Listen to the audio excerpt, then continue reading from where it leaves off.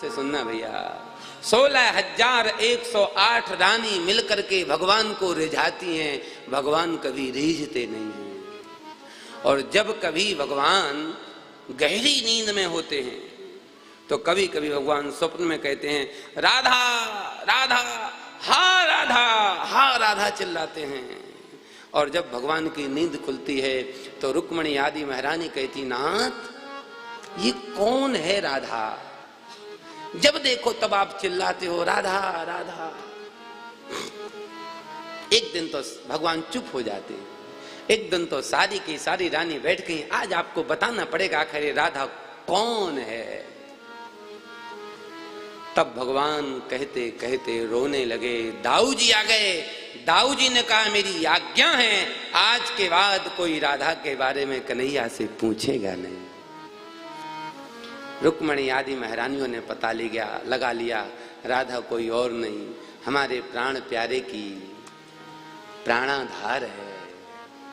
पता चला सारी की सारी रानियां सोचती हैं आखिर वो राधा होगी कैसी, जिस त्रिलोकी नाथ को हम मिलकर के भी नहीं रिझा पाते हैं, उस त्रिलोकी नाथ को अपने इशारों पे नचाती वो राधा होगी कैसी। चलो चल के देख के आते हैं। सारी की सारी रानियां तैयार होकर के राधा रानी से मिलने के लिए जाने लगी। द्वारकाधीश को पता चल गया देवी कहाँ जा रही हो, राधा के दर्शन करने। भगवान ने कहा खाली हाथ मत जाना, किशोरी के पास जा रहे हो, खाली हाथ मत जाना, कुछ ना कुछ लेकर के जाना। अब सोच में पड़ गई द्वारका की पट्ट महिषी रानियां, क्या लेकर के जाऊं, कुछ समझ में नहीं आया। दूध गर्म कर लिया, दूध लेके गई है। आहा भैया, विरह की दशा में किशोरी जी बैठी हैं, डेवड़ियों पर ललिता विशाखा इत्यादि सखियां खड़ी हैं। यही इंतजार में शायद श्याम सुंदर मिलने आएंगे।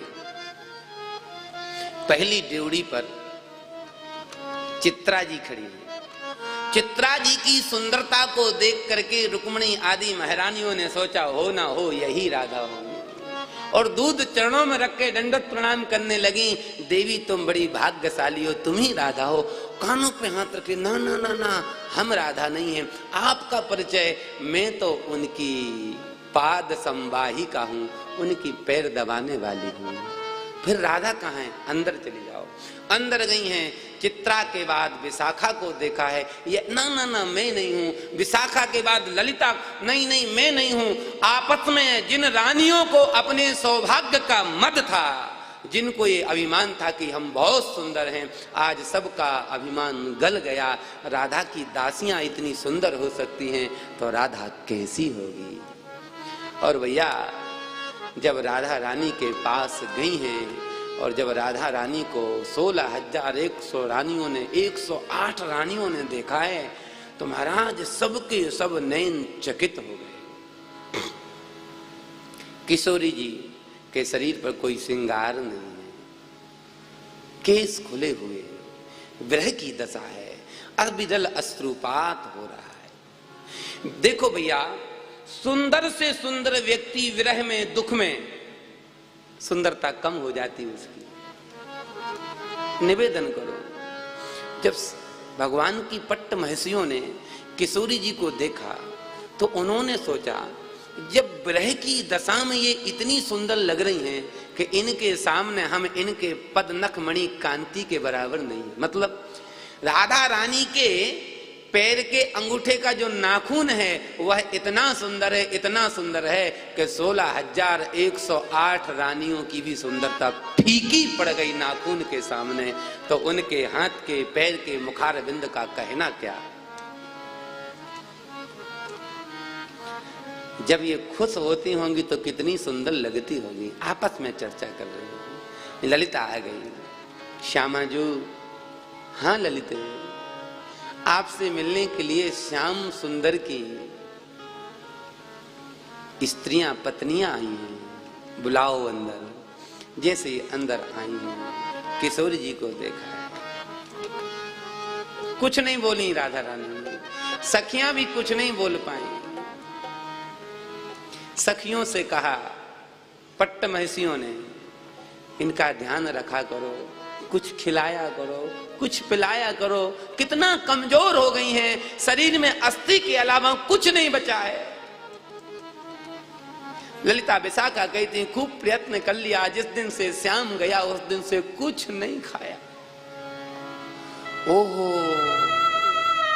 तभी हमारे प्राणी ने कहा, प्राणधन ने कहा, कुछ लेकर के जाओ। तुरंत दूध लाई, लो लो लो, ये दूध पिलाओ। जैसे ही कहा दूध पिलाओ, राधा रानी के सामने दूध दिया है रुक्मिणी ने। श्री जी, आपकी सेवा में ये दूध उपस्थित है, इसको पान कर लो। नहीं नहीं, मुझे कुछ नहीं चाहिए। रुक्मिणी कहती हैं, ये दूध हम नहीं लाई हैं, फिर ये दूध तुम्हारे प्राण धन ने भेजा है। जैसे ही सुना दुग्ध हमारे प्राण नाथ ने भेजा है, राधा रानी ने दूध का जग उठाया है और एक सांस में सारा का सारा दूध गट गट कर गई और विरह की दशा में चली गई। पत्नियों को भेज दिया, दूध भेज दिया, खुद नहीं आया, मूर्छित हो गई। ललिता विशाखा ने सबको भगा दिया, विजन करने लगी। सारी की सारी पत्नियां स्तब्ध हैं, लौट करके आई हैं। क्या देखा? भगवान के संपूर्ण शरीर पर फपोले फपोले पड़े हैं, भगवान के संपूर्ण शरीर पर। रुक्मिणी आदि पटरानियों ने कहा, प्रभु ये क्या हो गया आपके शरीर को? आपके संपूर्ण शरीर पर फपोले क्यों हैं? भगवान ने कहा, रुक्मिणी तुमने राधा को गर्म दूध पिलाया। सुनो रुक्मिणी, राधा मुझसे अलग नहीं है, एक प्राण दो देह है, प्राण एक है। राधा ही कृष्ण है, कृष्ण ही राधा है। देखो, जब राधा को लगती है तो कष्ट मुझे होता है, जब मुझे लगती है तो कष्ट राधा को होता है। तुमने दूध राधा को पिलाया, तकलीफ मुझे हो गई। सारी की सारी रानियां क्षमा याचना मांग रही हैं।